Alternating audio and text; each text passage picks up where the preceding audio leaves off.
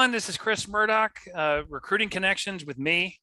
Thanks so much for joining in this morning, this afternoon, or this evening, whatever, whenever you are bored enough to listen to this podcast and hear me say the word connecting, connections over and over again. And I really do hope that someday this becomes popular enough to become a drinking game. Hey, Ashton Moran is here on the phone or here on the call with me. And I'm going to have him introduce himself, and then we're going to just jump right into it. Oh, Chris, thanks. My name is Ashton. I am the general manager of Invenias, which is an executive search technology. Think about it like a CRM, and does everything to make retained search consultants' life a whole lot easier. So that's my day job. But actually, I'm also a dad of four, married to my high school sweetheart, and love music and acting and movies. So I'm into that kind of stuff. So that's a bit about me. Well, and actually, for those of you that are just listening to the audio, we do put a little video clip up here. I have always told Ashton he's got like movie star eyes. Always said. You tell that to all the girls, Chris Murdock. And then for those of you that can't see this, he is blushing big time right now. So without further ado, Ashton, do you remember how we first got connected? I do. Do you remember how we first got connected? Yes. Was that WePal or Wow? No? Before that? Before that, yes. So check this out, man. We were at an ERE conference. I don't remember if it was Vegas or if it was Florida or somewhere on the West Coast, but we were at the ERE conference, and you were speaking with my former boss. And I don't know, man, your energy, I just thought I gotta go shake this guy's hand. So I went up to you, I shook your hand, and somehow we started talking about your experience in like big search firms. I think you were at Yahoo at the time. I was. Where were you? I was at Dillistone Systems. That's it. Okay, now I remember the file finder. That's right. Archnemesis to where I'm at now, right? So we met and we started talking about how you just went through P90X and you were going to go through it again. Do you remember that? I did not do it again, and those DVDs are sitting up there, and I now am. I gotta say, man, you look better than you ever have, Chris. It's the baggy sweatshirt. It's the baggy sweatshirt. And I think it's also, having a beautiful wife and a beautiful daughter at your side as well. That always helps. Yeah, and okay, I now remember that we met, because the first firm I worked for, they Leming Levan, they used File Finder. And they were just making that transition, and that was still on-prem software. And then they got acquired by TMP Worldwide. So I went from helping them input all this information into File Finder, and then I had to help transition that same information and get it into Encore, because TMP was at the time they were an Encore shop, which was another executive search software product. And then I remember, we did. It was in Vegas at the ERE conference. We just caught up, and then it wasn't long after that I called, because I was pretty impressed with you as a salesperson, and I remember calling you about one of our clients. And were they Wowzer at the time, or were they still WePal? But we had an interaction one time before that. I know, but that's when you and I really became friends. Like that WePal Wowzer experience. That's when we became friends. What was the experience before that? Yeah, so the experience before that was I went to visit you at VMware.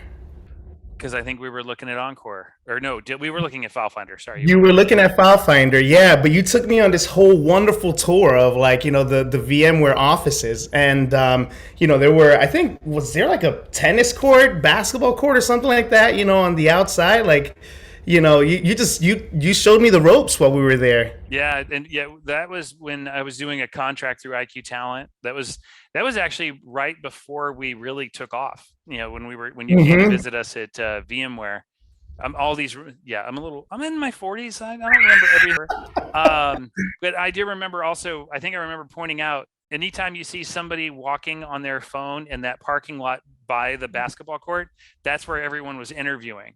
They would do Right. their phone That's interviews. true. I remember joking That's about true. that's anybody walking around out there is interviewing for a job elsewhere, and that was job security for my Wow. VMware executive search colleagues and I.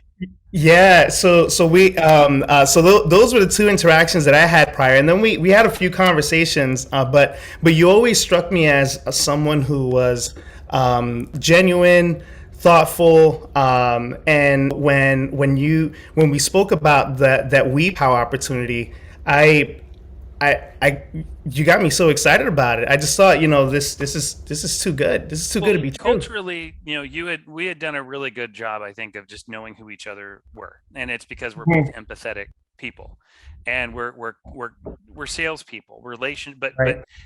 we're a subset. We're relationship builders, Right.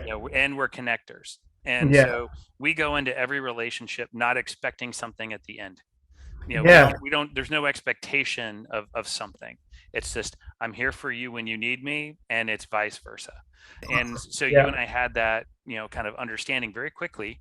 And so when I talked with the clients, they were walking me through not what they needed, but who they needed. They were very emphatic. Emo especially. He was so He's emphatic about the type of person that he wanted to bring in. And I believe you were the first salesperson.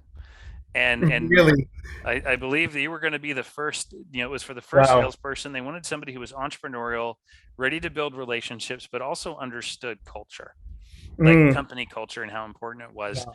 And so when I called you and you interview, ultimately you did the phone interviews. I remember them flying you out, and they put you up in that hotel, and I came down to see you because I think you and I were going to go grab dinner or something afterwards. And That's you said, right. you got to check out this room. And you had like a shared bathroom on the floor. Like, you didn't even have your own bathroom. Oh And my. it was really convenient to their office and Caltrain to get to the airport. But I'm like, nope.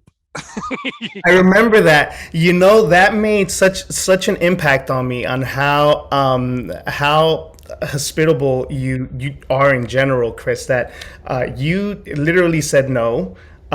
You grabbed my bag. I don't know if you remember every detail there. You grabbed my bag and you said you're not staying here. You got in your car and you said you're staying with me, and we got to stay together. And yeah, man, that's when we really got to know each other, was for that week, right? And we never told Emo. If he We never listens to this met now, him. if he Yeah. listens to this now, he will find out. Like, I just I we never told him. Like, I don't think they'd ever stayed there. I don't think they ever took a tour. They just thought, oh, it's a hotel.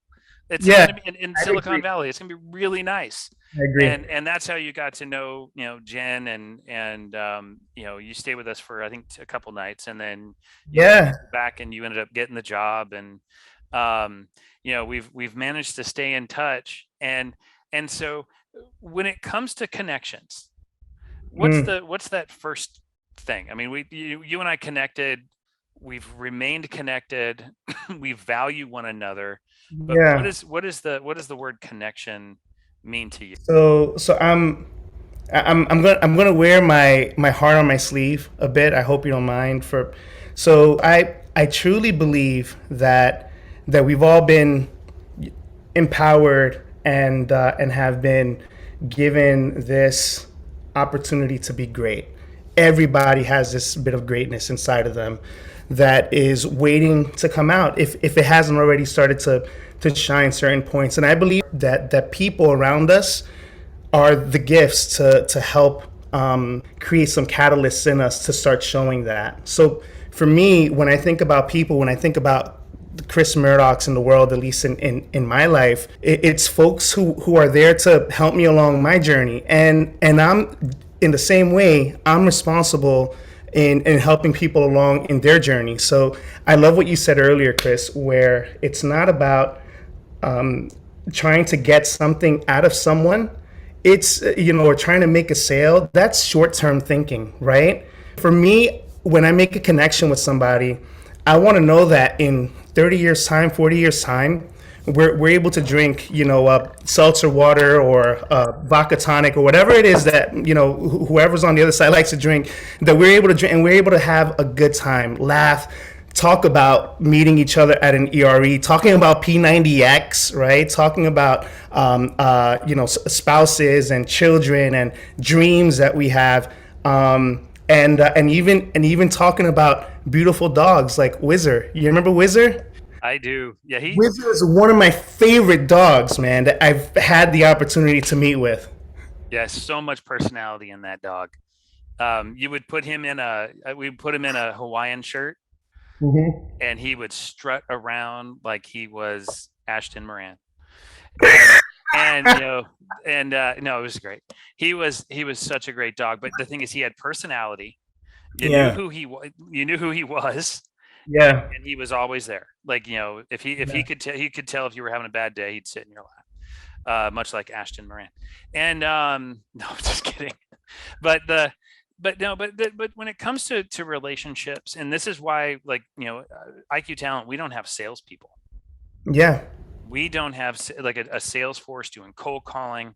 Wow. We tell our team, David, our president, David Winley, my co-founder, Tom Millick, who I, met, freshman year at Vanderbilt, and, Mm. the three of us, we tell our team that they're the best salespeople because of the Wow. relationships that they're building with their candidates and their clients and the recruiters that they're working with, that's how we've managed to build our business, because we've been building relationships, and once you make a connection, maintaining that connection, Yeah. that's how we've managed to grow the firm.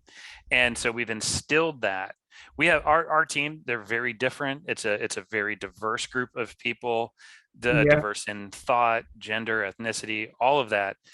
Yeah. But the one commonality is they all value the relationships that they're That's building it. with their colleagues, their clients, and their candidates. And that allows them to be comfortable.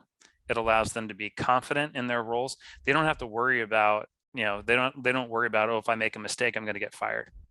That's They right. they know that if there is a mistake made, they're going to learn from it, and they're going to have help from, hundreds of other people that are there to help them, learn and move on, the resiliency. So it's that those are the types of things that we foster and develop here at IQTP. But also at the same time, it's that same mindset that I've always had when it comes to maintaining people and maintaining relationships with Yeah. people. I mean, I've had, we've known each other 15, 16, 17 years, Wow. and but yet and we might not talk every year, but when we do, it's like we were talking last week. Quick, And right? it's getting comfortable. And the thing is that helps you in your professional life. It helps you in your personal life. And that's why one of the, somebody asked, like, it's kind of a generic title, Chris, recruiting connections. I was like, Right. but then when I start to explain, it's not just about recruiting, it's not just about sourcing or research, it's not just about technology and APIs. They're like, Right. it's about all of it. and That's and in recruiting, and since you've worked in the recruitment space forever, and file finder, the Dillastone systems, that was a CRM. It helps people, and executive recruiters connect with candidates, maintain those relationships, etc. Same thing with Invenias and your parent, your parent company, Bullhorn. It's all about making connections, and now you've got, on top of that, you've got data that you're yeah. connecting people with. So how do you take, we've talked about your personal journey with what connections and relationships mean. Yeah. How does that translate into your professional I'm life? so grateful to be able to, to say today that I am the general manager of the business, right? I think about this journey all the time. I don't say it to be boastful, though it may come across that way, and I'm Not at all. sorry. Not at all. But when I think about where my journey started, right? I started as a sales and marketing assistant. I was the one grabbing orange juice and the coffees and the newspapers, in order to just appease individuals in the room who are much more senior than I was. So I was a gopher, and Your I job loved. description was the word yes. Yeah, that's it. That's it. And I loved every moment of it. And it was, through the connections that I built, a promotion here, an opportunity to expand my skills there. And it was all from a place of building trust, right? So when I think about my personal career journey, it was trust was so fundamental to that, and it was also about showing just my willingness to, as you said, to say yes, right? And I learned to say yes and then figure it out afterwards. That's generally been the way I live life. So, hey, Ash, can you do this? Absolutely. I turn around and I think, oh my gosh, I don't even know what I said yes to, but I'm going to figure it out. I'll try to at least, get a lot of help along the way. And that's led me to this place where I'm at today. And I'm really grateful that the customers we work with, because Invenias has about 1,000 customers around the world, right? 10,000 users logging into this thing every single day, managing their business and what they do day in day out of this platform. So it's really critical to them. A lot of the people that I call my clients and my customers, we text one another, right? They'll shoot me a text message. Even if it's not related to Invenias, it could be something like, hey, I just smashed the Peloton ride today. Like, it could be something as simple as that. But I feel like, there's always an opportunity to show the human side of us to the people that we get to work with, and that's at least how I've seen my success, is just wearing my beliefs, my convictions on my sleeve, which is, people come first, right? And then the business follows. And it comes down to the word that you used, trust. Your That's customers trust that you're going to respond. Your customers trust that you have their best interests in mind, and right. they become, friends. And not every customer becomes a friend, not every candidate becomes a friend, but the people that value, that you connect with, that you really have that, that kismet, that's what's made you successful. And then there's something else I want to build on here. You had said, when you're early on in your career, your job description is the word yes. Like, it's like, if I can't figure it out on my own, I'll ask questions, but I'm going to do my best to figure it out in order to get something done, learn from it. When you're in leadership, your job is to know when to say, no, I'm not doing this to yourself. That is very true. Yeah. Knowing when to hand it off to, when is it time to hire someone to do a job, or what duties can I hand to somebody that's in my organization to give them an opportunity to step up.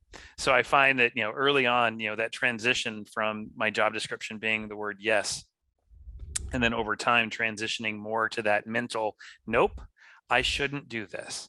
I'm going to Mm, help someone in their career. I'm going to help an employee, or, oh, it's time for me to hire somebody new. mm. And then empowering that person. Not that golden nugget, Chris Yep. Murdock. Come on. Yep. And then and the thing is, and when you do hire someone, like when I hired Judson, our first employee here in Nashville, our first researcher, I had done the research, the sourcing, I had done the recruiting, I had done the business development. Tom handled all the responsible stuff, the finance, payroll, stuff like that, the stuff I did not want to do. But Wow. if we were going to scale the business, I had to figure out, what can I offload? And the research was the easiest one, because that's the one I can train someone. If I found the right if I connected with the right person, I would be able to hand that person the right job. And in the previous podcast, Tiffany Franklin had made it possible for me to meet Judson. And the first thing I did when he started, I said, you're going to have to tell me no. You're Mm, going to have to tell me, no, I've got this, because I knew that my first instinct, because my whole career had been to take care of the people I worked for. and worked with. Hmm. And so I said, you're going to have to tell me, no, Chris, I've got that. No, Chris, you're not going to do that. You're going to teach me how to do it. Right. And so I enabled him. I empowered him Mm. to do what he felt I shouldn't. Yeah. And that's why, and that's when I learned very quickly, it's so easy to just, take all the responsibility on, and on yourself as a leader, but it's also knowing when to let go, when to enable, when to delegate, and over time, you're developing someone else to take your place. And there are so many people that are better at stuff than I am, and in this world. And so, like, I'm going to surround myself with those people, and I'm going to help those people become better around me. And so that's the way it's really operated here, in my mindset. And I'm trying to help more entrepreneurs understand at some point you're going to have to tell yourself no. Now, doesn't that fill you with absolute joy? And I can imagine how how our clients feel, placing the world's leaders who do just that. They change the world, right? But I mean, doesn't that fill you with satisfaction to look at a Judson, or to look at other folks who you've mentored, and now they're doing things that are just absolutely killer, right? They're out there working their own customers, running their own businesses. How has that made you feel, Chris Murdock? Oh, I look at, ooh, flipping the interview around. I like it. Um, Watching, I keep in touch with people who leave. Mm, Just we'll within inside IQ Talent, it's easy. It's mm, easy to maintain connections with current employees. It's a lot harder to maintain the relationships and those connections with people who have been here and left. right. And so I reach out to them, and I hear what they're accomplishing, and I point out, it's like, do you understand you're 10 years ahead of everyone else because of Hmm. who you are, and the training, and all that stuff, and everything that you've done to date has shaved 10 years off your career. I'm so proud of you. I tell Wow. them, I point out, because not all the time do they understand what they've accomplished. Like, Mm, within context, they've worked at, they went from college to IQ Talent to where they are now. hmm. They don't have the context of what happens elsewhere. And so I give them that context. I connect them with that information that they just don't have yet, to Right. show them just how awesome they are, Mm, and how significant of an accomplishment it's been.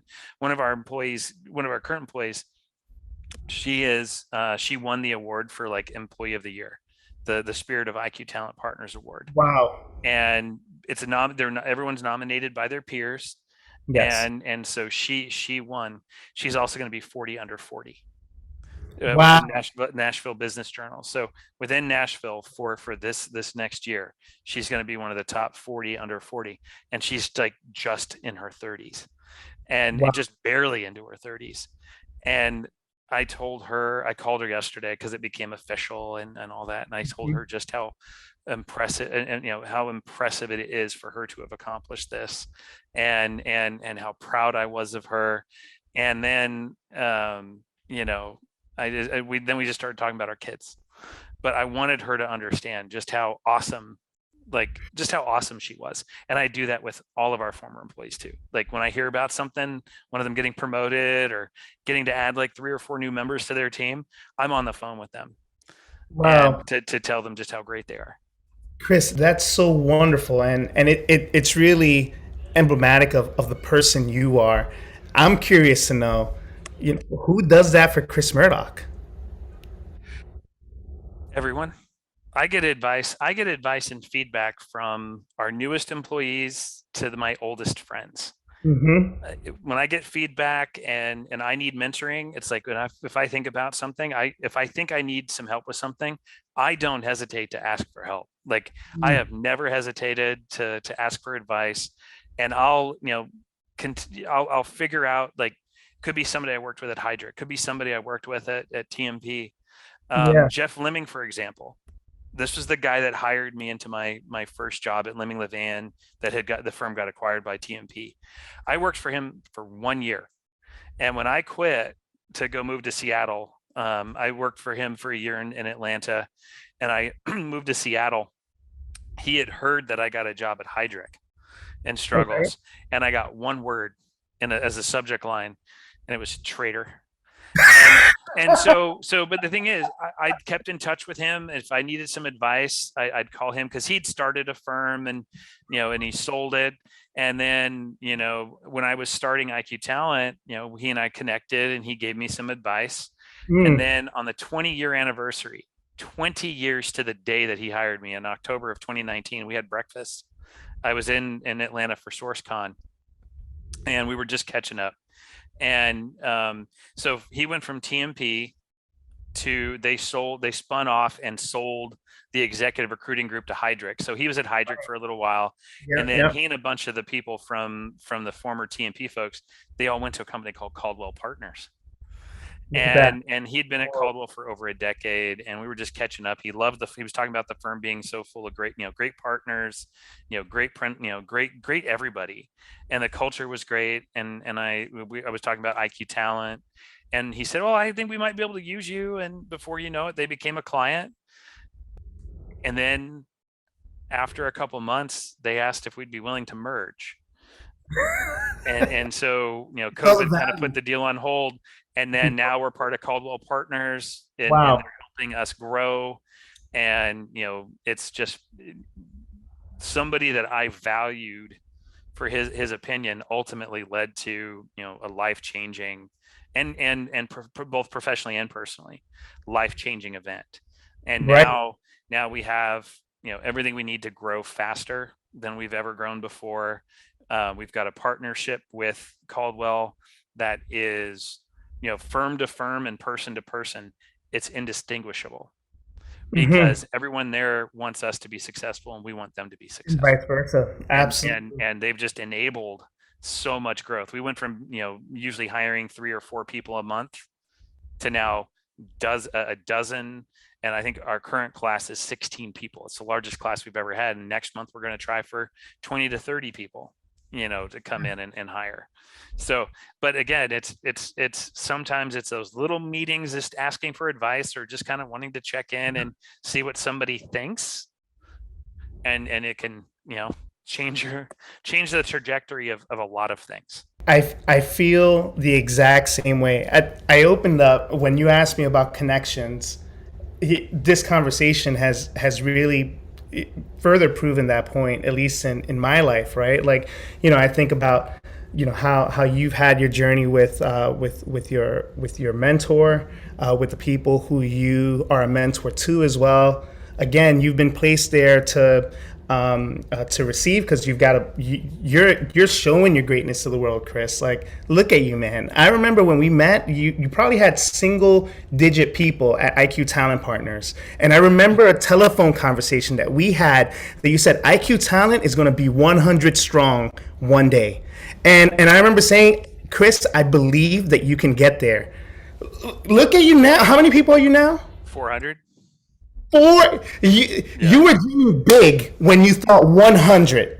But you know what it was somebody else. I used to, my boss's boss, David Mm-hmm. Winley, was the CHRO of Yahoo. I Mm-hmm. I had minimal interactions with him until Microsoft tried to take us over. Right. And because I was on the executive recruiting team, I would ask a lot of questions, because we had candidates that were asking about change in control. If we do become part, if Yahoo did get acquired by Microsoft, what does it mean for this role? And so I would bring these questions up. And so David, asked, recognized me as the guy that asked all the hard questions, or the good, or as he put it, good questions. Right. and Yeah. Yeah. and and so when he left Yahoo, we got we reconnected, and he actually asked what we were doing, and Yeah. we told him we were thinking about moving to the billable hours, and we were 12 people. No, we weren't even 12 people. We were still single digits when I connected with him. And then he wanted to get involved, and he became a board member, and he Mm-hmm. helped us hone this model that we're at now with the billable hours and the on-demand by the hour augmentation. Um, and then a year later, he wanted to be more involved, and he became the CEO of IQTP. And we went from 12 people the day that he started in total. In total, Mhm. we had 7 people in Nashville. By the end of his first year, so the 3 months, we Mhm. almost tripled Wow. in Nashville. We more than tripled in Nashville. Woo. And then before you know it, now we have 200 over 200 people in Nashville, and another Yeah. 200 employees and contractors spread out throughout the country, and a few international people here and there. But So it was a connection I made with David, and he knew a part of who I was, respected it. I respected him because like he was a really great leader, and he mhm. empowered his team, and he built a great team, and he maintained a great team. The day that I left Yahoo, it was people was like, Chris, what are you going to do? I was like, I'm going to hang my own shingle. What are you going to do? What are you going to do? I was like, don't know. But I had, but we had clients within months of getting started. Tom Yeah. was willing to do the books nights and weekends, and we just built it organically most of the time through my personal network. And then when David came in, his personal network was so much, and professional network were so much bigger. He had a lot more connections, and so we were able to just grow exponentially in his first year, and we just kept growing and growing. COVID put the kibosh on the growth. We went the Yeah. opposite direction, but we were able to keep the employees connected that we had to furlough. We didn't we yeah we furloughed. We were paying benefits and everything. A lot of us made, there was a shared sacrifice. People took pay cuts. Some of us went to zero. and Mm. and but yet when everything started coming back, we were able to take advantage because we That's had it. always maintained those relationships with everyone that had been affected by the Everybody furlough. come on back. With That's and it. they no they it wasn't it was they were still employees, they just weren't Oh, getting a look at that. paycheck. And Got it. because it was a furlough, and so we were able to take advantage because we were maintaining the connections. We Mhm. never severed them, Mhm. and we were able to take advantage and grow. And so I mean, and that's, when I started IQTP in 2009, it was a down economy. Like, Mm. people weren't hiring recruiters, but we were able to find a client here, a client there, test this Mhm. out, adapt to this client's needs. And we became a full fee search firm, from doing contract research to doing full fee executive recruiting, to this hourly model we have to, today. But that's a long journey. I mean, IQ Talent is going to be, 14, no, 13 years old this year. Wow, Chris. Going back to one of the original points, connections, they really are the catalyst for destiny taking place, right? For destiny manifesting itself. Like think about, I think about. Let me turn the table to you, and then I'll bring it to me. But I think about, the story that you had with David there. What would have happened if David went his own way and Chris Murdock went his own way?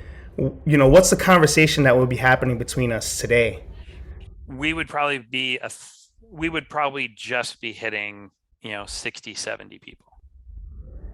And that David, connect sparks something. yeah, it was the catalyst, because again, I know what I'm good at, I know what I'm not good at, and I know what I have and don't have. and Mhm. and also, just as a quick aside, I don't think in terms of right or wrong. I think in terms of what is and what isn't. And Mm. I've always done that. And so what is Neat. happening, what All isn't right. happening. All right. And with David, I knew what would happen. And Tom saw the same thing. And the three of us are very different. We Mhm. bring very different skill sets, but I just felt that if we would be more successful with David at the helm. Tom did as well. And that he would make us better. And I think David has made me a more patient leader. Right. um, Right. I'm not as emotional. I would, I still wear my emotions on my sleeve, but I don't react. I don't get defensive as much. And so he that connection has made me a better, leader, mentor, colleague. I think I would have gotten there, but the journey would have been a lot longer to get to Yeah. 100 people, to get to the point where I'm the leader I am today. had it not been for that reconnecting with David. Wow. Thinking about where I'm at and how I got into a place that I'm at, I've got a lot to thank David Grundy for. David Grundy being, the former CEO of Invenias. And I feel that there was a conversation that happened and maybe this happened with you and your David as well, but there was a conversation that happened that I felt changed a certain outlook that I had on things. And I thought to myself, I joined Invenias back in 2013 when it was like 1/4 of the product that it is today. It was very early stage. I was at WePow, and which had also some great potential ahead of it. And I remember thinking, like, David, why am I going to leave? I know WePow is going to get to something great, which WePow was acquired, right? Like it got to that nirvana place from in Silicon Valley. So I'm thinking, like, I know that this is going to get there one day. But I don't know, something's calling me to make this connection with David Grundy. You know what? I'm gonna take the leap of faith, and I'm gonna jump there, and I've seen myself grow. I can't even say year after year. It's been, almost like month after month, quarter after quarter. There's always just a little bit of growth that happens. Something I learned just a little bit more. I realize a little. I realize a little more that I don't know as much as I thought I knew. Right. So I feel like even though I'm learning more, I realize that the potential to learn is so much greater. So the chasm between how smart I can be and where I'm at now just continues to widen, right? Like that's how I feel. And the connection that I made with David, again, felt like it was just right place, right time, said yes. And 8 years later, here I'm at. And we were acquired by Bullhorn, as you mentioned, 3 years ago, which has been what a journey that's been, right? Going through an integration of the business, man, it's a lot of work. You guys must be going through the same. Well, it's pretty. We're not technology, so we don't have as much stuff to connect. But right now we're working through. It's been a year now, and we're just we're getting all the back end stuff connected, so all the payroll, all the financials, all that stuff is in process of getting connected. Those types of things take a long time, but ultimately it's just the good and the bad is, the great is we have the ability to grow. Now we Wow. have to find more people, and so we are only hindered now by our ability to bring people into the company and get them trained up on everything that we do. But for you, getting Invenias connected into the back end of Bullhorn and getting all that stuff to work, and I can only imagine getting code bases aligned, getting all that stuff working. That's got to be just a nightmare. So the systems remain independent of one Oh, another, that's right? awesome. Okay, Yeah. there goes. We're solely on exec search. Bullhorn has a wider staffing and recruitment market to go after, and there are a whole lot of other products, that we have in our portfolio to help us get there as well. But what has happened, and this is where connections comes back in. But what has happened is, Invenius is a much smaller business in the grand scheme of things in the Bullhorn org, right? Bullhorn being a $300 million business, Invenius, we just hit $1 million monthly recurring revenue, 7 figures. We just hit that in the niche market that we're in. What a feat, right? That's Like, awesome. I'm about to start drooling here, but we're the first technology to get to that place, and it's quite exciting. But enough about that. Executive recruiters can be cheap. There were processes in a larger business that didn't necessarily and don't necessarily work in the context of the business that we're in, right? Because we're working with boutiques around the world. As I said before, 10,000 people, 1,000 customers. That's about 10 people. 10, those are 10 people shops that we're working with on average. And I remember, when I first came in, struggling to really communicate what the needs were, and the reason why I was struggling was because I hadn't made connections with the people that I was working with. I was trying to communicate the problems, which they were true, yes, and trying to drive some change. But how can you really do that if people really don't they don't necessarily understand where you're coming from, your background, your vantage point, how you can help drive a certain initiative as well. And it wasn't until I started really focusing on the professional connections that I have at Bullhorn, and in a lot of cases turning them into personal connections too, right? Because I've met friends for lifetimes now in this business, and I remember when there was one particular initiative that was it was a twinkle in the eye for me, and I thought like I probably never be able to make something like that happen. And the more and more people got to know me, know my heart, know my intention, and I got to know them as well, know their heart, their intention, where they were coming from. Something happened one day. I don't even remember. It was from another team member who said, "Hey, have we ever explored this idea?" And it's like, I've had it, but I didn't want to really bring it up. And all of a sudden, and guess what? It's going to turn into a game-changing thing later this year. So I'm so excited for it. I can't announce too much on it now, but I feel it's going to change the world of executive search technology for the good. So. Oh my God. So for those of you that are listening, like this dude is busting out at the seams, trying not like he so wants to tell us. But we'll make sure that we do a follow-up when you're ready to announce it. Absolutely. We'll do a follow-up and we'll talk about it. Yeah.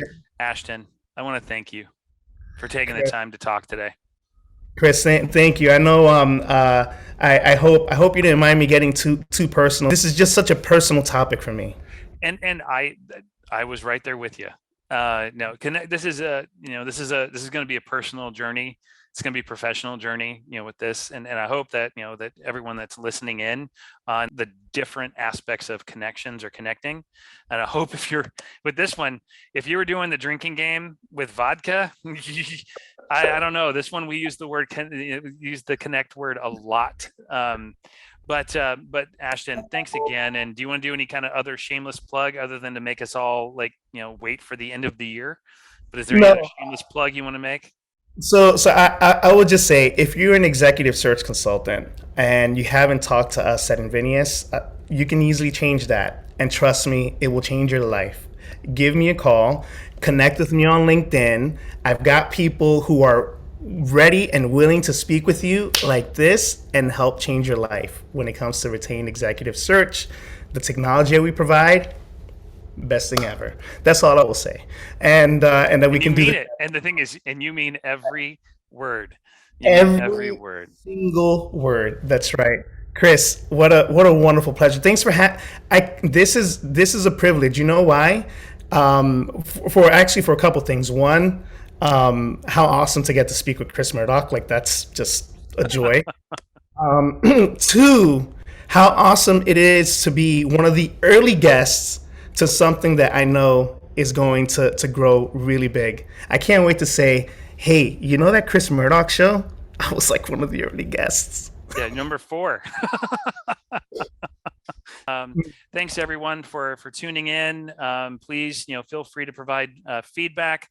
Ashton's contact information it will be, and the LinkedIn profile will be in the notes. Would love to also have you on as a guest, so feel free to reach out. Let's connect.